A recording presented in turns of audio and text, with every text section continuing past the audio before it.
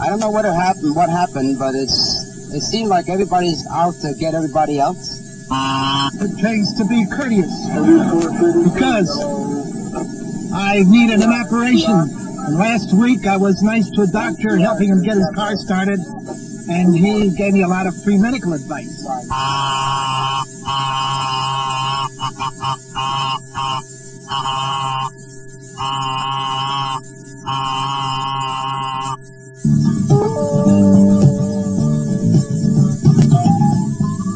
We took our film crews around the country on every carrier, to small towns and big cities.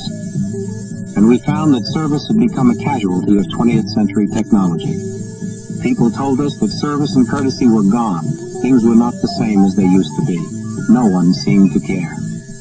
But then, while doing all that flying, we found some of it again, 5 miles up in the air. I started flying in 1958 on the Martin 404. But all we had was the old coffee, tea, or milk, which they still laugh and joke about now, but that was true then. We had nothing but coffee, tea, or milk. How do you feel, or how do all of you feel in a service-oriented business? Because you've probably gone through the same frustrations before you even got on the aircraft, and all of a sudden you're in the role of serving people, and you have the same frustrations that your passengers have had. How do you feel? I think people really wait to be waited on. I think this is the real time when they buy that air ticket and they get on the plane, that this is their time. Maybe they saved that up for 20 years, and they want to be waited on. Basically, I probably expect more coffee than most people. Well, our service was just wonderful on planes. Every plane that we went on, we had no kick at all. And when we called the stewardess, everything we got her. Everything was fine. No kicks. I'm not a driving man. But I got to tell you about the bad service that I really got. I had 2 babies, one a year and a half and one 6 months. I walked off of an airplane in Little Rock, Arkansas, you know, the kind you go straight down, carrying one baby, dragging another one, and not a damn one of them asked if they could help me. They're just arrogant, like they used to be, that's for sure. Well, when people fly, I think today they expect too much.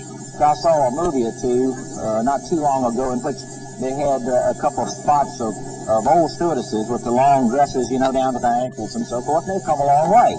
Like, I don't appreciate a stewardess wearing a super short dress and coming out and putting pillows up above me or something of that nature. And it just, it's distracting. It's awkward. I love it.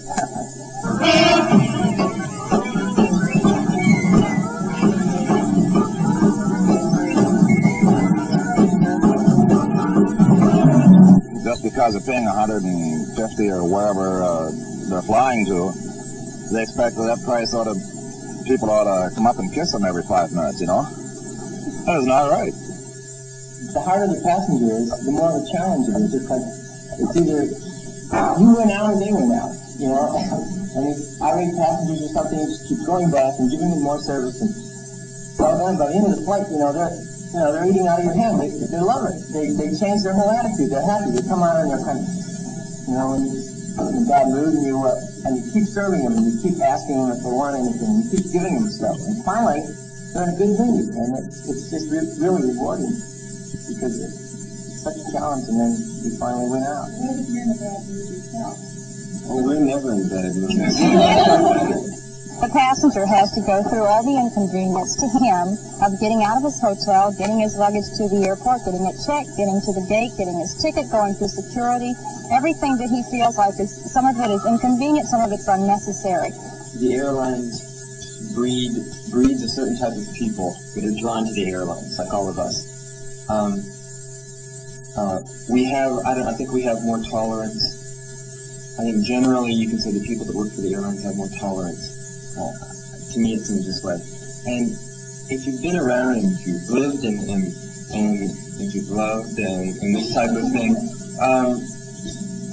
if a person comes on that is in a bad mood, and just like it carries on at home, if you're in an argument with somebody and there is nobody to argue back with, then it deflates your whole purpose of arguing.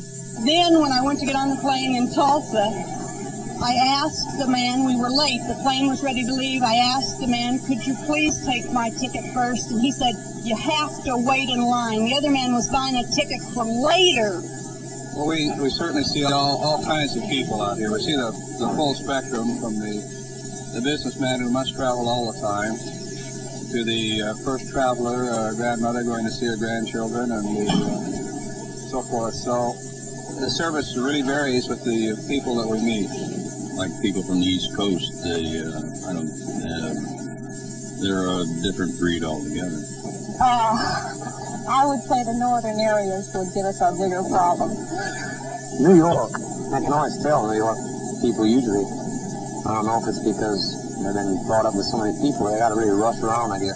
Men get a little upset. Oh, I find women more difficult. Oh yeah, get the same thing from everybody. So they get on the plane, you can see it coming, and you just have to be just bubbly, you know, you just have to be so happy to see them that they'll forget everything they've been through, all their inconveniences, and they think, well, now I'm here, and they have to start fresh again.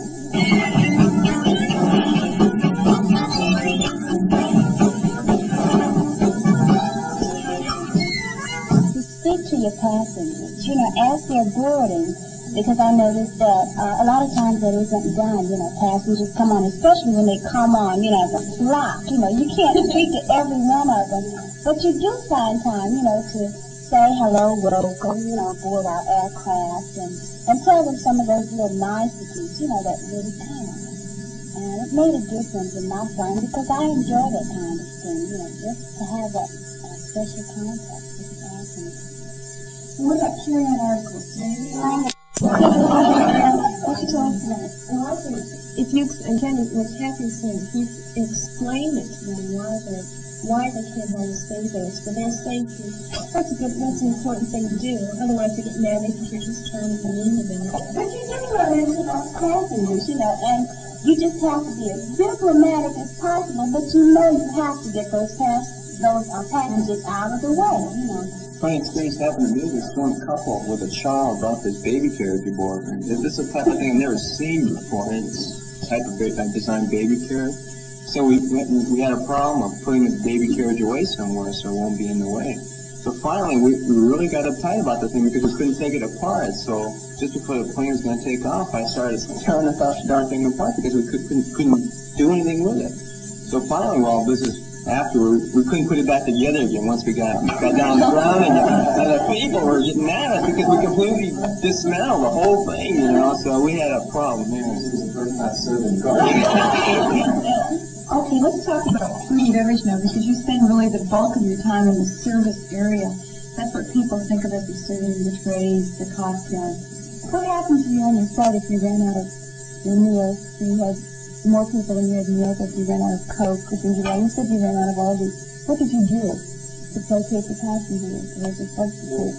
You just keep telling them that we have something else, and we like water, or if we have any milk left, you just offer them milk. You just tell them, well, this is all we have, and you try to be as courteous as possible. And they tend to understand the problem. Because you know, you can't go to the drugstore, you know.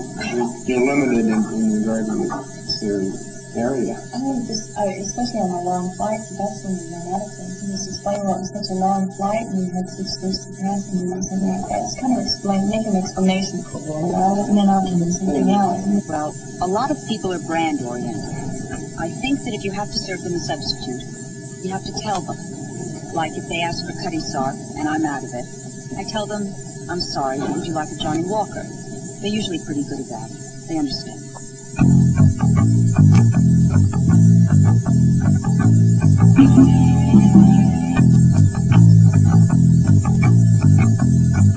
People, they're going home from their vacation and they had such a great time. They're really depressed, thinking they had to go back home and get into the routine.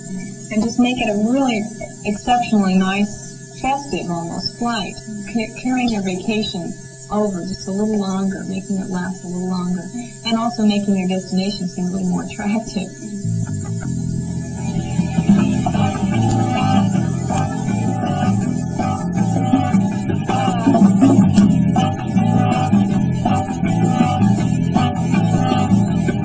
I think people demand service nowadays from everybody. They know that we have to give them service.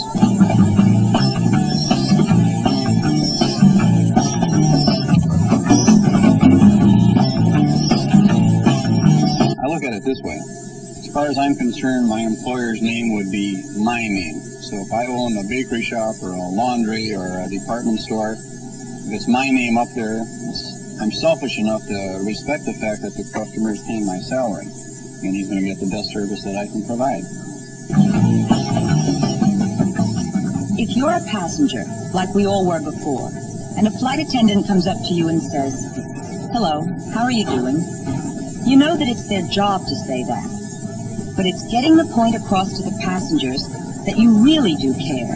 You really want them to feel that you actually care for them, that you actually want to help.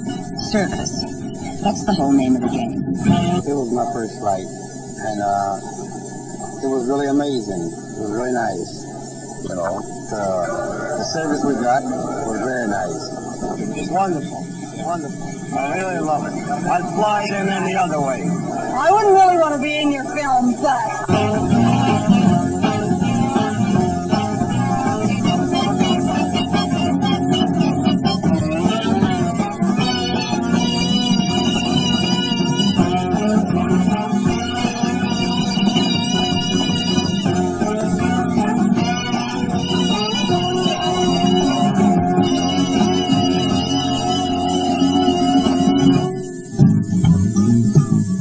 Thank you.